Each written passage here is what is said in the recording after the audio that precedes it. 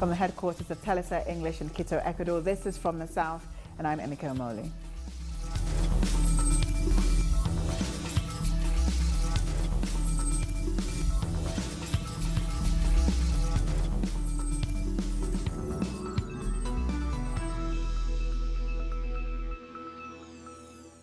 Welcome. Venezuelan Interior Minister Nestor Reverol says there are no victims reported after a 6.9 magnitude earthquake hit the country. The quake was felt throughout most of the coast and in neighboring countries in the Caribbean. The government has activated all emergency and damage assessment protocols. We have activated all the equipment of the risk management system for damage assessment and needs analysis. At this time, no victims are reported. The earthquake sent residents into a panic. Many of them fled from office and apartment buildings in several parts of the country. The epicenter was on the eastern coast, home to many fishing communities. I really felt it, just standing right here. I felt it. It lasted for a long time. It lasted about a minute. So just imagine the people who live in the upper floors. I bet they are traumatized. Thank God that nothing happened. We all got off the building, those who could, because some couldn't go down as, you know, the earthquake is so fast. Meanwhile, Trinidad and Tobago's Security Minister Stuart Young says that the tsunami warning has been called off. The police commissioner is asking all officers to be on duty to assist. There is no tsunami warning or watch in effect for Trinidad and Tobago. We have been monitoring through our CCTV camera system, through reports on 999, and other ways of monitoring throughout Trinidad and Tobago what is taking place. There are some areas without electricity. TNTech is already addressing those issues in both Trinidad and Tobago. There are some traffic lights that are down. The Commissioner of Police has asked all police officers to be out, reported for duty, and they're out on the streets monitoring. The Revolutionary Armed Forces of the Commons Party has denounced the killing of 2 former FARC combatants. The murders occurred in Colombia's southern department of Cauca, just 100 meters from a military post. Party members are urging President Ivan Duque to protect former fighters and to fully implement the peace accord. They also want the crimes to be investigated. Meanwhile, indigenous leader Holmes Alberto Nisque has been killed in the state of Nariño. He died close to a police station on Sunday. Just days before, he had called the protection unit for help. This is the 149th social leader or activist killed in Colombia this year. On Sunday, Colombians will be voting on an anti-corruption referendum. It is the first popular consultation in the country's history. People will vote on 7 questions aimed at saying yes to political transformation and no to corruption. Citizens will cast their vote to decide on a series of reforms to boost transparency and toughen corruption sentences. Among them, the most pressing are cutting congressmen and high official wages, assuring jail sentences for corruption cases, barring condemned officials from occupying a public seat again, and revealing politicians' properties and income. Over 4 million signatures were collected before the referendum was approved. Boosted by the Colombian Green Alliance Party, this initiative aims to call all citizens to support the fight against corruption beyond personal ideologies.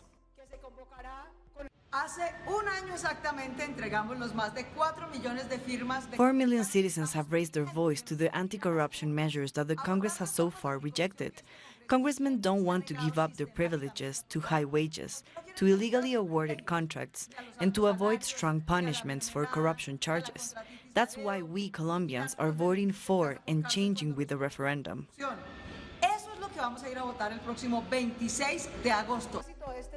With 84 votes, the Senate approved the referendum. Organizations are campaigning for people to vote yes on all 7 questions. The referendum needs a minimum of 12 million votes to be approved. That is 1/3 of the electoral census, but the campaigners actually want 15 million Colombians to vote.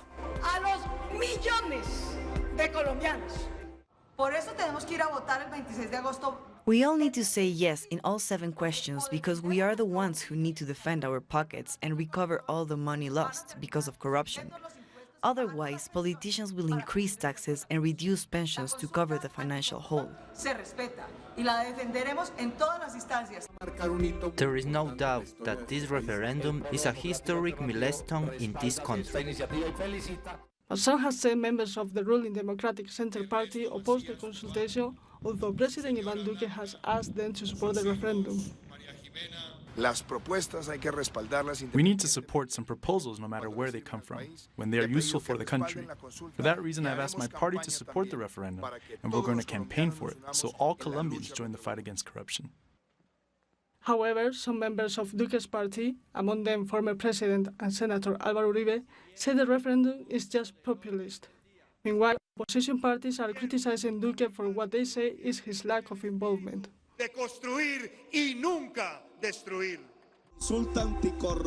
President Duque called all mayors to support the anti-corruption referendum, so we can see if our president is truly on the side of those who fight corruption. Corruption has traditionally been pointed out as one of the country's main problems. In 2017, Colombia only scored 37 points out of 100, 0 being very corrupt and 100 very transparent. That's according to Transparency International's Corruption Perception Index. It remains below the world's average of 43 points. We'll take a short break now. Join us again after this look at what our multimedia colleagues are reporting.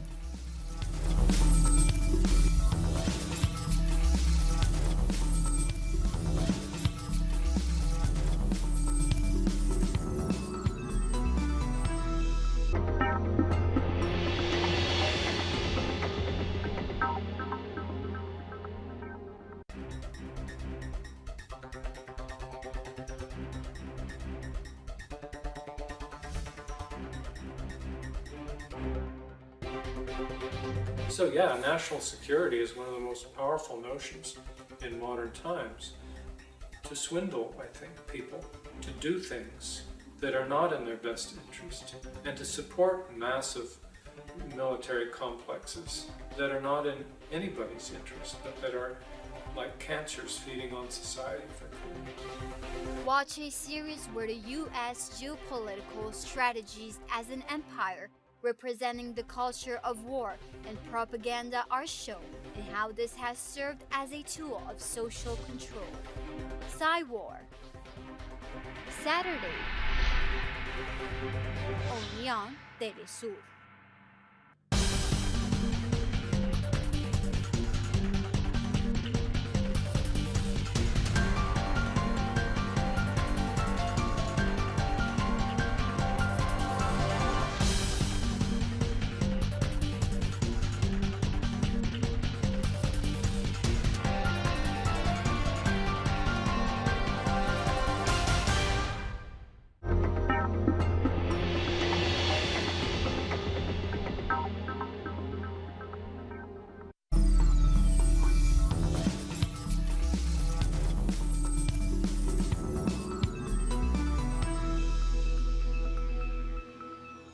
Welcome back. Conservative groups in Argentina have started a campaign against Senator and former President Cristina Fernández de Kirchner. Thousands have gathered in front of Congress to pressure senators to strip Fernández of her parliamentary immunity. They are also asking for police raids on her homes amid a corruption scandal. Fernández de Kirchner has denied any personal involvement in corruption. Everyone who is involved in corruption must go to jail. The only way for the people to start believing in justice and its politicians. Elsewhere in Argentina, protesters and police have clashed in a workers' march. The demonstration was dispersed with rubber bullets and tear gas. 6 people have been arrested. Workers are angry about the possibility of massive layoffs. Our correspondent Edgardo Esteban has more details. A new wave of violent repression by security forces against protesters. This time against the mobilization at La Plata City in Buenos Aires, in which the workers of the Rio Santiago shipyard protested against the closing of this very important plant for the construction of ships in Argentina. This mobilization came after the ignored complaints made by the workers to Buenos Aires' governor María Eugenia Vidal, and ended up in clashes with the police. Many people were injured by rubber bullets and even police cars. Some people were arrested. The reason that workers remained outside the Buenos Aires governor's office asking for explanations. All this took place only a few meters from the place in which the funeral of Chicha Mariani was taking place. She was one of the founder grandmothers of Plaza de Mayo. The events have been rejected by some human rights groups. This is part of the difficult situation lived every day in Argentina, and comes as a response against the repressive neoliberal policies applied by Mauricio Macri, and today by the Buenos Aires governor, to prevent people from protesting against layoffs and social inequality. That's Edgardo Esteban reporting there. Now, experts are alarmed about Argentina's foreign debt. The country's been suffering hardship after President Mauricio Macri implemented new economic policies. Argentine foreign debt keeps growing at an alarming rate. There is recession in the country as its debt has grown rapidly in the first 6 months of the year, following a record amount of loan taken by the government and the devaluation of Argentine peso compared to the US dollar. En relación a las pautas del Fondo Monetario es muy difícil que se cumplan. It is very difficult to fulfill the agreements with IMF. On one hand, it is true that we get US dollars from IMF, but at the same time, we are losing US dollars, the ones that Argentina produces. We have a commercial deficit of $30 billion, and that is very concerning. The central bank still intervenes in the currency exchange process, and the more they do it, the more our currency devaluates, and the more reserves Argentina loses. The $50 billion loan from IMF shows that the current government's economic diagnosis was wrong, and that the amount was shared only with certain groups, causing huge discontent among people. The most concerning of this is the debt in the US dollars. The debt in pesos is something that we can manage on our own, but the debt in the US dollars is very difficult to pay, but we must pay it. The problem is the speed with which we are acquiring the debt and the real reasons for which we are doing it. The increase in debt in the past few months has created an alarming rise in unemployment and a fast social decay among the most vulnerable sectors. This economic model that prioritizes speculation must change into all that thinks first of the domestic market. That's necessary to let people purchase basic services and products with their salaries, which they have been continuously losing. If this doesn't happen, our industry will be deeply affected. The uncontrolled pace of debt hasn't yielded any positive results yet. This shows that the coming times will be difficult for the nation. During the last 2 years and a half of government, Argentine foreign debt reached more than $150 billion. Over 4 million Venezuelans have received their voucher for the transition to currency reconversion. That's according to Communication Minister Jorge Rodriguez. Thousands of Venezuelans have taken to the streets to support the new economic measures that took effect on Monday. They later gathered to hear the president of the Constituent National Assembly. He insists that this is a new dawn for the country. He also condemns the opposition for trying to divide the people at a time of economic recovery. A funeral has been held in Brazil for 2 soldiers shot dead in a favela during an anti-drug operation. The raid also left at least 11 other people dead. Thousands of soldiers are set to intervene in different neighborhoods and favelas in the midst of a drug war in the city. It's been 6 months since the army took over Rio's security, a decision prompted by President Michel Temer. The violence is enormous. There are deaths every hour. Each hour someone's dead and the families cry. As for these 2, this is beyond understanding, beyond anybody's understanding. 13 members of a corruption network in Peru have been put under preventive detention, but analysts say the crisis is overshadowing other corruption cases involving politicians and former presidents. It was members of the judiciary, trial lawyers, businessmen, and the president of Callao's Court of Justice who made up the criminal network, Los Cuellos Blancos del Puerto. The court in charge of their case ordered 36 months of preventive detention for them while they are on trial. The justice system has been infiltrated and assaulted by criminal organizations. That's why we have the current institutional crisis. Although citizens welcome the measures taken against corruption, They believe the judicial crisis has overshadowed corruption cases that involve several former presidents. What is happening now is what always happened in our country. We are told to look the other way when it comes to injustice and corruption. The Ottawich scandal has been silenced, as have the scandals involving Keiko Fujimori and Alan Garcia. We cannot forget about all the other issues because we discovered a new one. While audios related to the corruption scandal in the justice system continue to be presented, specialists warn that Odebrecht could be about to sign a new agreement with the Peruvian courts that would free its directors of any criminal sanctions and allow the company to keep its contracts with the state. The state cannot be allowed to grant any benefits before being absolutely certain that the information they are receiving will lead to the dismantling of a criminal organization. An agreement that, according to the former prosecutor, would not only benefit Odebrecht, but also politicians involved in the scandal. This involves several former presidents, not only those who have been implicated by Odebrecht officials, but also Alan Garcia and Keiko Fujimori.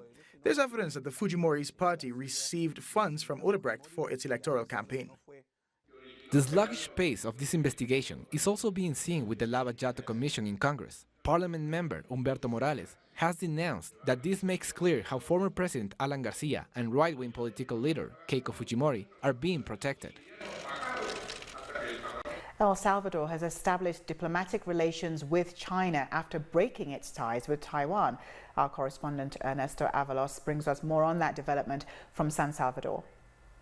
After the announcement made by President Salvador Sanchez Cerén regarding the break in diplomatic relations with Taiwan and the beginning of new economic diplomatic relations with China, there have been several reactions on both international and national levels. U.S. Senator Marco Rubio has reacted by saying that he is going to work hard to suspend the aid the U.S. is giving the Salvadorian government. Also, the ambassador of the U.S. in El Salvador, Jean Maines, said that the government's decision is putting relations with the U.S. at risk. Before taking this decision, the president called on his cabinet to discuss the matter, which, according to the government, will bring a boost in the economy. China also has intentions to invest in El Puerto de la Unión, a port that can help boost what is referred to as the special economic zone that could benefit several municipalities of the area. That's Ernesto Avalos reporting there. Mexico's President Enrique Peña Nieto and President-elect Andrés Manuel López Obrador are preparing for the government transition. During their latest meeting, they have tried to hash out their differences in main issues such as education. The outgoing president and his successor are beginning the transition process.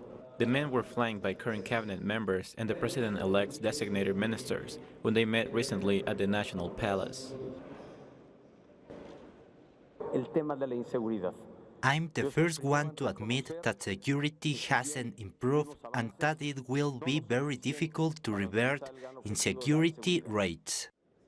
The controversial airport project was also high on the agenda during the 2-hour-long talks.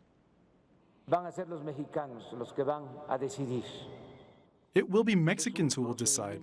This is a democratic process that is meant to solve these issues.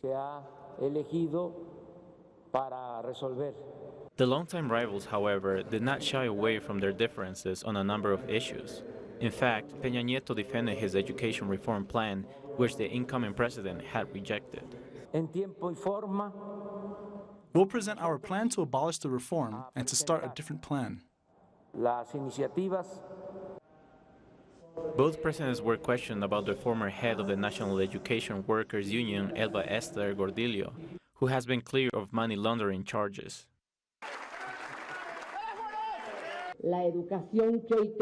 Our education system doesn't match the times we're living, the new voices. There were attempts to link Gordillo to López Obrador's government. He has denied these allegations from his opponents. It's still left to be seen who she will support after she rejected the education reform, which goes against teachers' rights.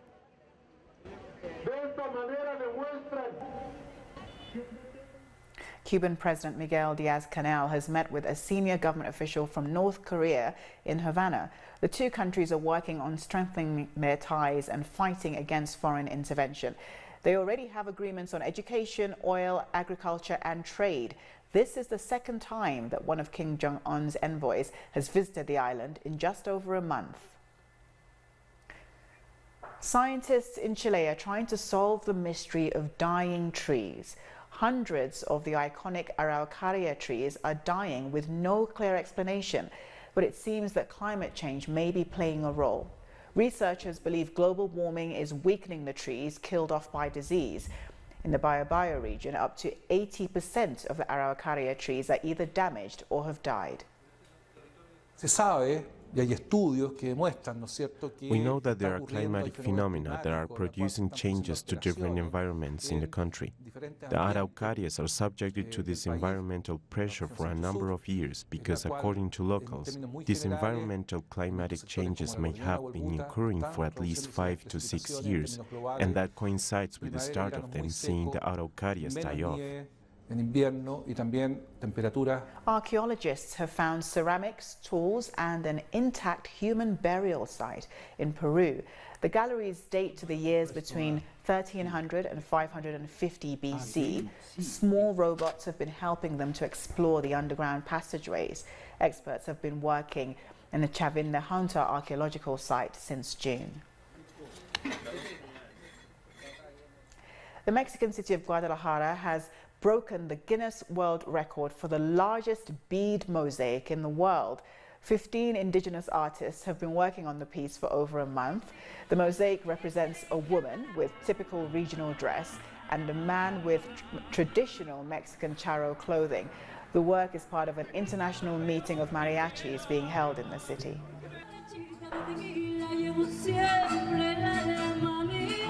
We'll take a short break now. Join us again after a minute.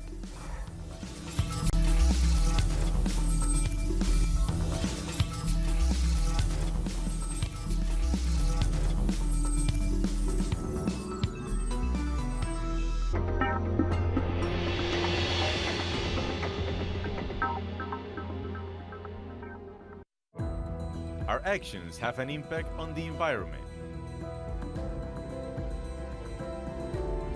It's our responsibility to change for the sake of our planet. Let's be part of this transition.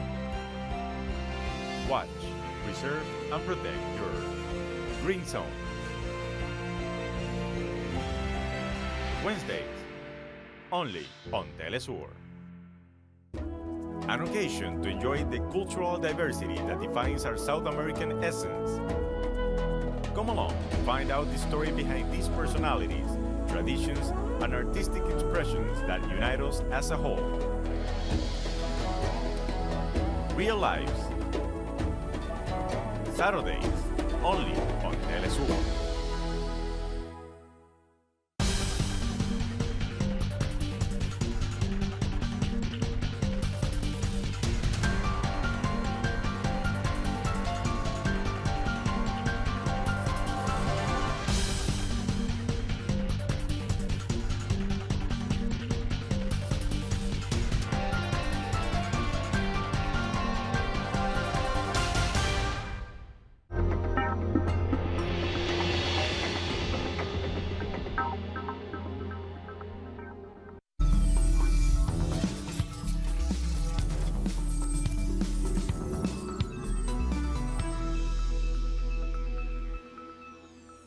Welcome back. Prisoners across the United States have launched a 3-week strike over the mistreatment of inmates.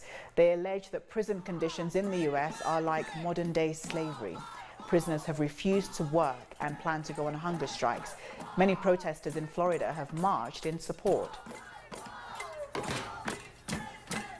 US President Donald Trump's former lawyer has pleaded guilty to breaking campaign finance laws. Michael Cohen admitted that he had done so at the direction of the candidate for the purpose of influencing the election. Presumably, the candidate he refers to is Donald Trump. He's admitted to 8 counts, including so-called hush money paid to Trump's alleged lovers. The death toll in the Kerala floods in India has been increasing. Here's more on that and other stories from around the world. At least 400 people have been killed in the floods in the Indian state of Kerala. More than 1 million people have been displaced, and officials say they are in dire need of aid materials like medicine and clean water. Zimbabwean opposition leader Nelson Chamisa from the MDC Alliance has challenged the results of the presidential elections in a constitutional court. Chamisa believes the elections were rigged. The court has begun its investigation. Its decision will be final, and there's a chance a new election could be ordered within 60 days. The people of Zimbabwe have huge expectations from whoever the court will decide is the winner of the election. The economy is struggling, and all we want is restoration of good governance. Anti-Brexit demonstrators made a point by stockpiling food and medical supplies outside the Department of Health on Wednesday. The display reinforced the gravity of Britain walking away from the European Union without a deal, which is possible. The government is planning to shore up a supply of medicines, in particular vital blood products affecting diabetes sufferers. And with that, we've come to the end of this news brief. These and many other stories, find them on our website, telesurtv.net/English. And don't forget to join us on social media, Facebook, Twitter and Instagram for Telesur English. I'm Emiko Molu, and thank you for watching.